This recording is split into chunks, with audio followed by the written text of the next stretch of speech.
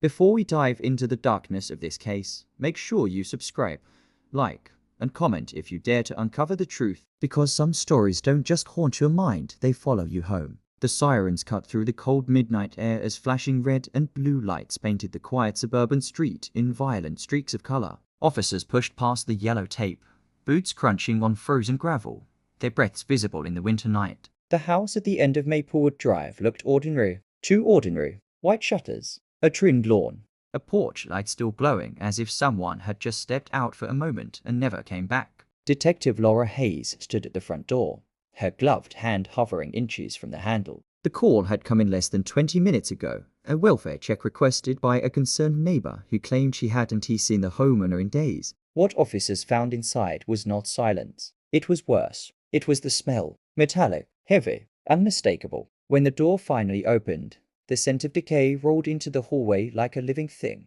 Officers exchanged tense glances, their instincts screaming before their eyes even adjusted to the dim interior. The living room was spotless. No signs of forced entry, no overturned furniture, no broken glass, just a single chair in the center of the room, and a body tied to it. The victim, later identified as 42-year-old Daniel Reeves, sat upright, wrists bound behind him with surgical precision. There were no signs of struggle, no defensive wounds. His face was frozen in an expression of quiet terror, eyes half open as if he had spent his final moments staring directly at someone he knew. Detective Hayes stepped closer, her pulse steady but her mind racing. This wasn't rage. This wasn't chaos. This was control. Careful control. What do we have? She asked quietly. Forensics says time of death is approximately 36 to 48 hours, replied Officer Grant, scanning the room. Neighbors didn't hear anything. No alarms triggered. Security system was disabled from inside.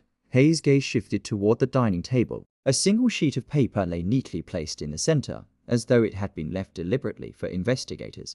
She walked toward it slowly. One sentence was written in black ink. I told you I would find you. Her stomach tightened. That wasn't a threat. That was a promise fulfilled. 3 states away, FBI behavioral analyst Marcus Cole was already reviewing the crime scene photos on a tablet as his car sped down the highway. His jaw clenched with every image. Bound victim, clean environment, personal message. This wasn't random. This is the third one, he muttered. The agent driving glanced at him. You're sure it's connected? Cole zoomed in on the photo of the note. Same handwriting style, same method. Same psychological staging. The first victim had been found in Chicago 6 months ago. A software engineer tied to a chair in his apartment. No signs of forced entry. The second was discovered in a quiet neighborhood outside Boston, posed almost identically. Both cases had baffled local police. No fingerprints, no DNA, no witnesses, and one sentence left behind each time. Different words, same tone. Personal, intimate, directed, like the killer knew them. Very well. Back in Maplewood Drive, Hayes moved through the house room by room. The kitchen was immaculate, the bedroom untouched, the windows locked from the inside. She stopped at the hallway wall. Framed photographs, family vacations, work events, friends, normal life, until one picture caught her eye. Daniel Reeves stood smiling beside 3 other men at what appeared to be a corporate retreat. They all wore matching name badges, laughing under a banner that read, Northbridge Consulting Annual Summit. Hayes leaned closer. Something about the photo felt intentional. She snapped a picture and sent it to dispatch. Run facial recognition on all individuals in this photo. Priority. Minutes later, Officer Grant called from the living room. Detective, you're going to want to see this. She stepped back inside. Forensics had finished examining the note. No prints, the technician said. But the paper isn't from the house. It's high-grade stationery. Expensive. The kind used in executive offices. Hayes' eyes narrowed. Daniel Reeves worked in corporate finance, Grant added. High-level consulting. Traveled often. Cole's voice suddenly crackled through her phone. Detective Hayes, she answered immediately. Agent Cole, I assume you've seen the scene. Yes. And you're not dealing with a single homicide. You're standing in the middle of a serial case. Silence filled the room. Hayes lowered her voice. 3 victims. Same staging? Yes. And here's the part that should worry you. Cole paused. Every victim had something in common before they died. What? They all worked at Northbridge Consulting. Same firm. Same division. Hayes slowly turned her head toward the framed photograph on the wall. Her heartbeat quickened. Agent Cole, I think I just found a group photo from a company summit. Send it. Now. She did. 10 seconds passed. Then Cole exhaled sharply on the other end. "Oh my God, what is it?" Hayes demanded. "That's them," he said. "Victim 1, Victim 2, and Daniel Reeves. All in the same team." A cold realization crept into her mind. "This isn't random," she whispered. "No," Cole replied. "This is targeted." The investigation escalated overnight. Northbridge Consulting's HR records were subpoenaed, employee lists cross-referenced, travel histories analyzed, financial records examined. One detail surfaced quickly. 5 senior analysts had resigned from the company abruptly 2 years ago. 3 were now dead. 2 were unaccounted for. Their names: Daniel Reeves, Aaron Whitlock, James Halpin, Victor Sloaney, and Ethan Mercer. Hayes stared at the list pinned to the evidence board. "Where are the other 2? She asked. Cole's voice was grave. "Victor Sloaney moved overseas, but Ethan Mercer," he paused, "hasn't been seen in over 18 months. The room fell silent. "Missing?"